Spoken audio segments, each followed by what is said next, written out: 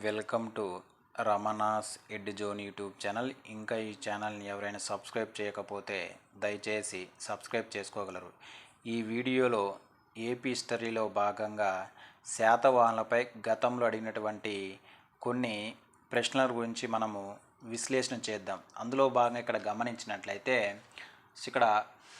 మనం గమనించినట్లయితే శాతవాహన కాలంలో పరిపాలనకు గ్రామపాధి అంటే శాతవాహన కాలంలో గ్రామాన్ని పరిపాలించే అధికారి ఎవరు? మనకు గ్రామిక లేదా గ్రామని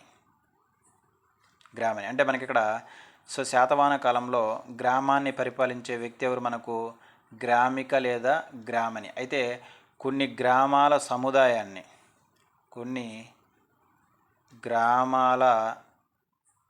సముదాయాన్ని ఏమని పిలిచేవారు? గుల్మ అని పిలిచేవారు. చాలా చాలా ఇంపార్టెంట్, గుల్మ అనేవారు. అయితే ఇక్కడ ఈ గుల్మను పరిపాలించే వ్యక్తుల్ని మనం ఏమంటామంటే గుల్మిక అంటారు. అయితే ఈ గుల్మి యొక్క ప్రస్తావన ఎక్కడుంది? మనకు మేకధోని శాసనం. మనం గతంలో చెప్పుకోవడం జరిగింది. మేకధోని శాసనం ఎవరు వేయించాడు? శాతవాహనులలో చిట్ట చివరి రాజైనటువంటి 3వ పులోమావి. చాలా చాలా ఇంపార్టెంట్. అంటే మనకి ఇక్కడ బాగా గుర్తుపెట్టుకోవాల్సిన గుల్మిక అనేది ఒక పరిపాలన అధికారి పేరు. కొన్ని గ్రామాల సముదాయాన్ని కలిపి మనం గుల్మ అంటాము. అయితే ఈ గుల్మాను రక్షించి, అంటే ఈ గుల్మాల యొక్క సరిహద్దును కాపాడే వ్యక్తి ఎవరైనా మనకు గుల్మిక.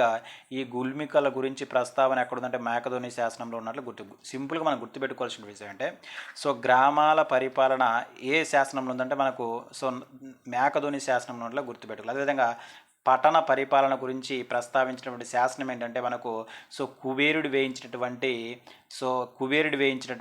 బట్టిప్రోలు శాసనంగా మన ఎగ్జామినేషన్ పాయింట్ ఆఫ్లో గుర్తుపెట్టుకోవాలి. ఇక్కడ మనం బాగా గుర్తుపెట్టుకోవాల్సిన ఇంకొక పాయింట్ ఏంటంటే మనకు మొదటి శాతకర్ణి వర్సెస్ కళింగ కారవేలుడు.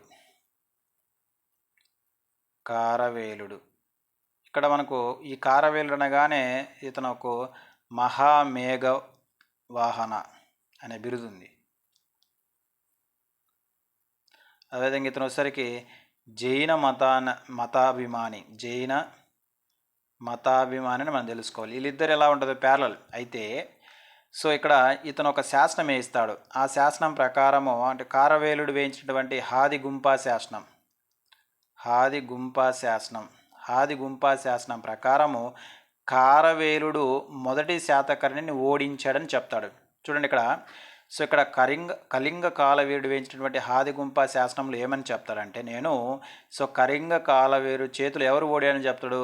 మొదటి శాతకర్ణి ఓడినట్లుగా చెప్పడం జరుగుతుంది. ఇక్కడ మనకు చుల్ల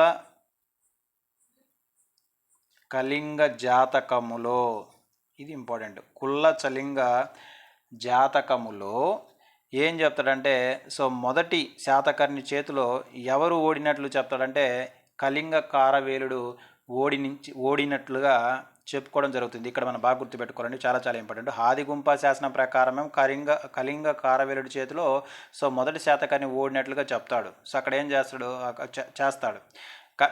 చెప్పడం జరుగుతుంది. కానీ ఇక్కడ చుల్ల కళింగ జాతకం అంటే ఇది బౌద్ధ సాహిత్యం అండి. ఈ చుల్ల కళింగ జాతకం ప్రకారము కళింగ కారవేలుడు సరికి ఎవరి చేతిలో ఓడిపోతాడని చెప్తాడంటే మొదటి శాతకర్ణి చేతిలో ఈ కళింగ కారవేలుడు ఓడిపోతాడని చెప్పడం జరుగుతుంది. ఈ 2 పాయింట్లు మనం గుర్తుపెట్టుకోవాలి, గతంలో అడిగారు ఇవి. నెక్స్ట్ కానీ గమనించినట్లయితే ఇక్కడ మనం బాగా గుర్తుపెట్టుకోవాల్సిందంటే శాతవాహన రాజులలో తల్లుల పేర్లను తమ పేర్లతో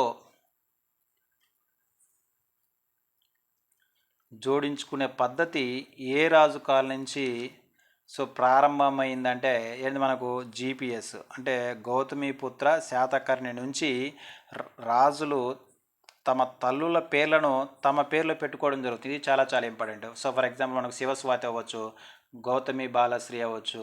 ఎందుకంటే సో ఇలా ఇలా ఇలా అంటే ఇక్కడ బహుభార్యత్వం కారణంగా ఈ సాంప్రదాయం ప్రారంభమైనట్లుగా మనం గుర్తుపెట్టుకోవాలి. అంటే మనకి ఇక్కడ సో భార్యలు చాలామంది ఉంటారు కాబట్టి ఎవరి యొక్క కుమారుని తెలియజేయడం కోసము సో గౌతమిపుత్ర శాతకర్ణి నుంచి సో రాజులు తమ పేర్ల ముందు వాళ్ళ యొక్క తల్లుల పేర్లు పెట్టడము ఆనవాయితీ వచ్చినట్లుగా మనం ఎగ్జామినేషన్ పాయింట్ ఆఫ్లో గుర్తుపెట్టుకోవాలి. సో నెక్స్ట్ క్వశ్చన్ కానీ గమనించినట్లయితే ఇక్కడ బాగా గుర్తుపెట్టుకోండి. శాతవాహన పరిపాలక స్థాపకుడు అండి. అంటే మొట్టమొదటి శాతవాహన రాజు ఎవరు మనకు?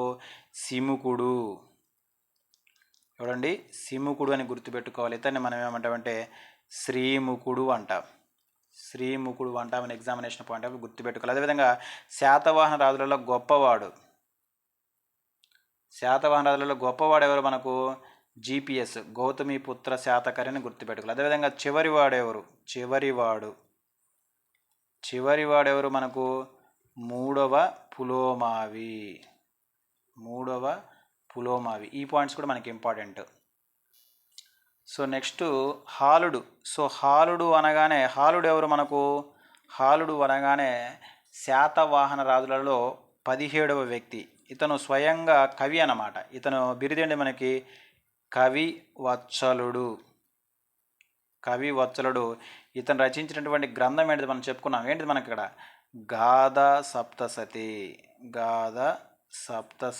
అయితే ఇక్కడ మనం గుర్తుపెట్టుకోవాల్సిన పాయింట్ ఇక్కడ ఏమడిగాడంటే ఈ గాథా సప్తసతి అనేది ఇక్కడ మనం బాగా గుర్తుపెట్టుకోవాల్సిన విషయం ఏంటంటే సో హాలుడు చేత రచించబడినటువంటి గాథా సప్తసతి ఏ భాషలో రాయడం జరిగిందంటే మనకు సో ప్రాకృత భాషలో రచించినట్లుగా మనం గుర్తుపెట్టుకోవాలి. సో నెక్స్ట్ క్వశ్చన్ కానీ గమనించినట్లయితే రెండవ పులోమావి.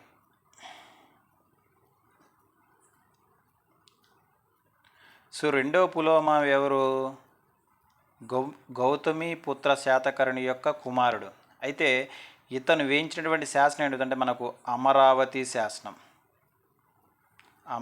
శాసనం వేయించిన వ్యక్తి ఎవరంటే రెండవ పులోమావి. అదేవిధంగా రెండవ పులోమావి రాజధానిని ఎక్కడి నుంచి ఎక్కడికి మార్చారంటే సో ప్రతిష్టానపురం నుండి ఎక్కడికి మార్చాడు? మనకు అమరావతికి మార్చినట్లుగా మనం గతంలో చెప్పుకోవడం జరిగింది. అయితే ఇక్కడ క్వశ్చన్ ఏంటంటే ఈ రెండవ పులోమావి యొక్క బిరుదు ఒకటి ఉంది, అది మనల్ని అడిగాడు. ఏంటి? మనం నవనగర స్వామి.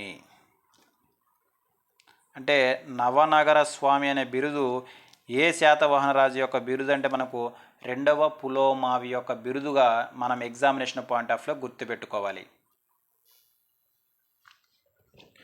నెక్స్ట్ మనకు స్తూపాలు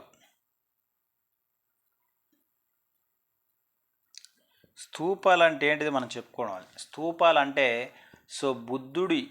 బుద్ధుడి యొక్క అవశేషాలపై నిర్మించిన వాటిని మనం ఏమంటామంటే బౌద్ధ స్తూపాలు అంటాం. అయితే ఇక్కడ ఈ స్తూపాలు వచ్చేసరికి మనకు 3 రకాలు. ఒకటేంటి మనకు ధాతు గర్భ స్తూపం. నెక్స్ట్ ఏంటి మనకు పారి భోజక స్తూపం. సో మూడవది వచ్చేసరికి మనకు